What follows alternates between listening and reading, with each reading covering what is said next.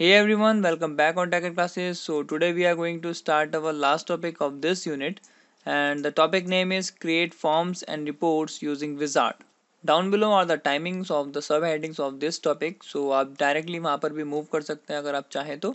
And these are the topics which we are going to cover in this video, and these are the last topics of this unit and our curriculum. All the videos are already uploaded on my channel.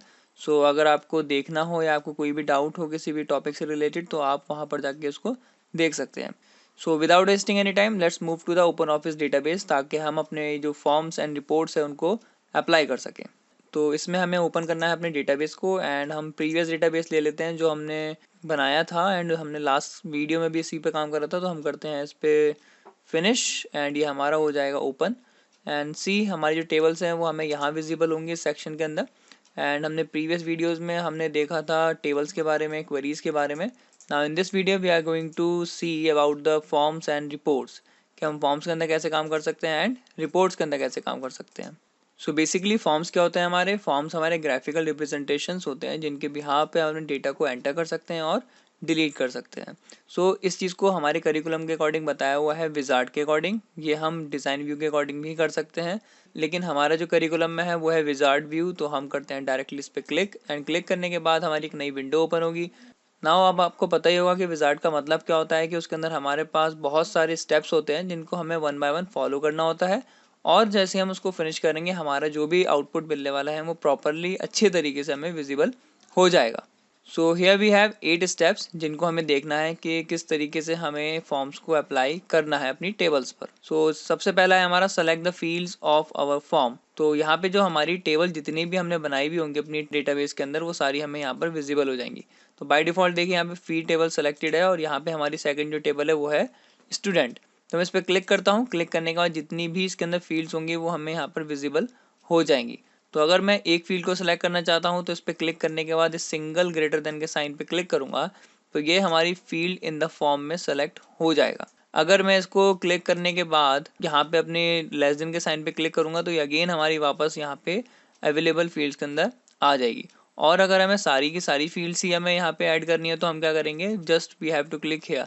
जहाँ पे double greater than का sign है हमें उस पर click करना है और जैसे हम इस पर क्लिक करेंगे हमारी सारी की सारी फील्ड्स यहाँ पर ऐड हो जाएंगी.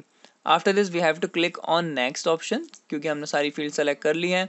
अब यहाँ पे ऑप्शन है हमारा decide if you want to set up a sub form. Means हमारे पास अगर मल्टीपल टेबल्स हैं और हम उन टेबल्स को लिंक करना चाहते हैं तो हम यूज़ करते हैं सब फॉर्म का ऑप्शन. जैसे कि नीचे भी इन्होंने दे रखा है अ sub form is a form that is inserted in another form. Means सब फॉर्म क्या होता है कि एक फॉर्म के अंदर एक और फॉर्म होता है उसको हम कहते हैं subforms. Use subforms to show data from tables और queries with one to many relationship. Means अगर हमारी एक टेबल मल्टीपल टेबल से कनेक्टेड है means one to many relationship में है तब हम क्या करेंगे सब फॉर्म्स का यूज़ करेंगे ताकि हमारे मल्टीपल फॉर्म्स क्रिएट हो सकें. लेकिन अभी हमने एक ही टेबल पे काम कर रहे हैं तो हमें इस चीज़ की ज़रूरत नहीं है तो हम डायरेक्टली क्लिक करते हैं नेक्स्ट पे. अब आप देख रहे होंगे यहाँ पे दो जो स्टेप्स हैं वो डिसेबल हैं. वो दोनों किस पे डिपेंड करते हैं हमारे सब फॉर्म वाले ऑप्शंस पे. तो जब हम इसको क्लिक करेंगे तब जाके ये इनेबल हो पाएंगे अदरवाइज ये नहीं होंगे. अब हमें डायरेक्टली कहाँ मूव करना है अरेंज कंट्रोल्स पे. तो हम क्लिक करते हैं नेक्स्ट पे एंड नेक्स्ट पे क्लिक करेंगे तो देखिए यहाँ पे हमारे पास अरेंज कंट्रोल पे ऑप्शन पे आ जाएंगे. तो देखिए यहाँ पे हेडिंग है arrange the controls on your form. हमें अरेंज करना है अपने कंट्रोल्स को हमारे फॉर्म पे. तो सपोज मैं इसको क्लिक करता हूँ तो देखिए हमारी जो स्ट्रक्चर है हमारा जो ग्राफिकल रिप्रेजेंटेशन है हमारी फील्ड्स का वो बदल गया है.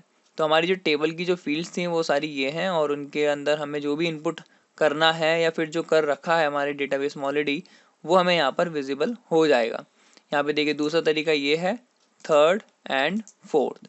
सो we have 4 options for this. हम सेलेक्ट करते हैं सपोज ये वाला एंड इसको सेलेक्ट करने के बाद हम क्या करते हैं नेक्स्ट पे क्लिक करते हैं एंड नेक्स्ट पे क्लिक करने के बाद आ रहा है सेट डेटा एंट्री.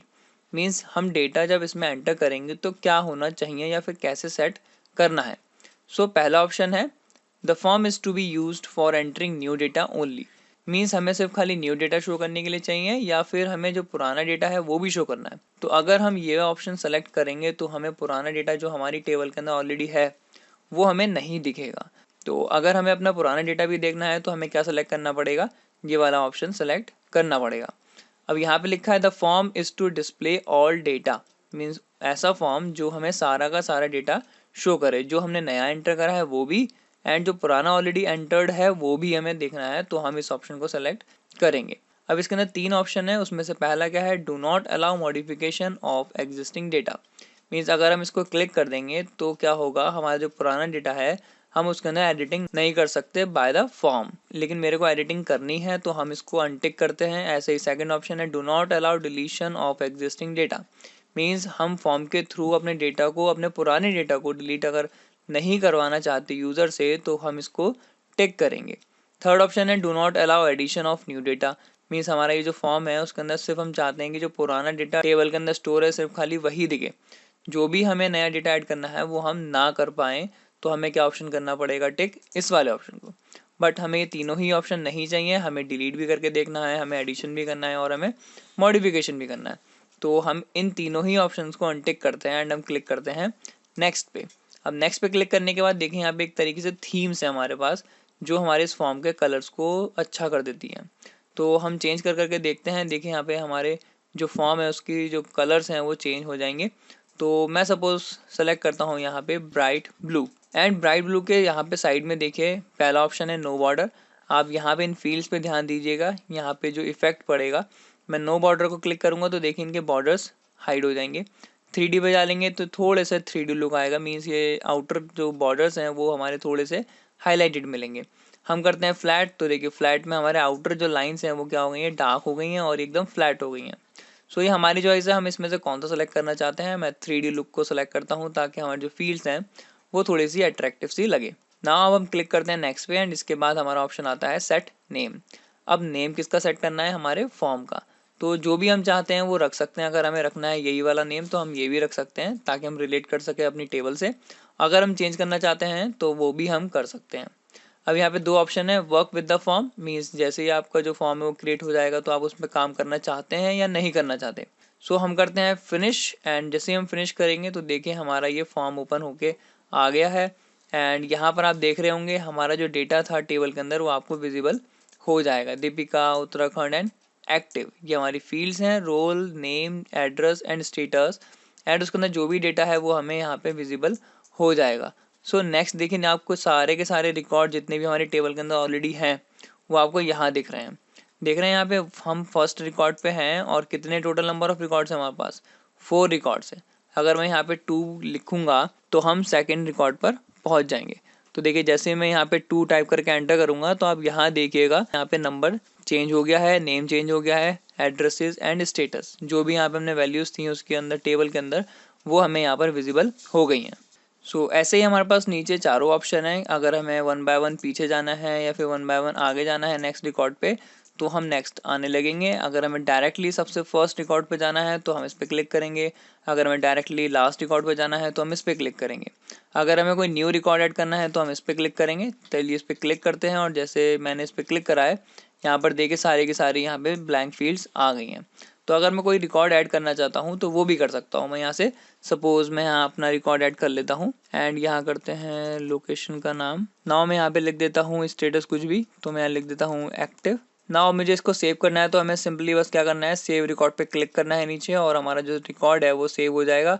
और अब आप देखिए यहाँ पे हमारे पहले 4 थे, अब यहाँ कितने रिकॉर्ड्स हो गए, हमारे टोटल नंबर ऑफ रिकॉर्ड्स 5 हो चुके हैं। नाउ अब अगर हमें किसी रिकॉर्ड को डिलीट करना है तो वो भी कर सकते हैं हम। तो सपोज हमें थर्ड रिकॉर्ड को डिलीट करना है तो मैं थर्ड एंटर करता हूँ और हमारा थर्ड रिकॉर्ड आ चुका है। एंड नाउ अगर मेरे को इसको डिलीट करना है तो सिंपली हमें यहाँ पे ऑप्शन मिलता है डिलीट रिकॉर्ड का। तो मैं इस पर क्लिक करता हूँ तो हमसे ये पूछेगा डिलीट करने के लिए, हम करते हैं यस। तो हमारा जो डेटा है वो डिलीट हो जाएगा और यहाँ पे देखिए अगेन अब हमारी कितनी डेटा हो गया है, 4। ऐसे यहाँ पे हमारे सॉर्टिंग का ऑप्शन है, जैसे मैं आपको प्रीवियस वीडियोज़ में भी करके दिखा चुका हूँ। सेम वैसे ही यहाँ पर भी हमें डेटा अरेंज करने को मिल जाएगा। So these all are the options of form जो हम अपने अप्लाई कर सकते हैं अपने फॉर्म्स पे। सो अभी मैं इसको क्लोज करता हूँ एंड क्लोज करने के बाद एक ऑप्शन और बचा है फॉर्म से रिलेटेड, वो ये है कि अगर हमें अपने फॉर्म्स को एडिट करना है तो वो हम कैसे करेंगे। हमें कुछ नहीं करना है, हमें फॉर्म पे आना है एंड यहाँ पे हमने जो फॉर्म क्रिएट करा है वो हमें मिल जाएगा। एंड हम करेंगे यहाँ पे राइट क्लिक करने के बाद हमें जाना है एडिट पे। नाउ ये जो है हमारा डिज़ाइन व्यू है हमारे फॉर्म का। तो अगर मैं यहाँ पे किसी भी फील्ड को या किसी भी टेक्स्ट बॉक्स को एडिट करना चाहता हूँ तो मैं इजीली कर सकता हूँ। तो मैं सपोज यहाँ पे क्लिक करता हूँ इसको और हम अगर इसको स्ट्रेच करना चाहते हैं तो स्ट्रेच हो जाएगा इसका साइज़। अगर हम इसको छोटा करना चाहते हैं तो छोटा भी हो जाएगा। तो ये हमारे ऊपर है कि हम इसको कैसे अरेंज करना चाहते हैं अपने डेटा को या अपनी फील्ड्स को।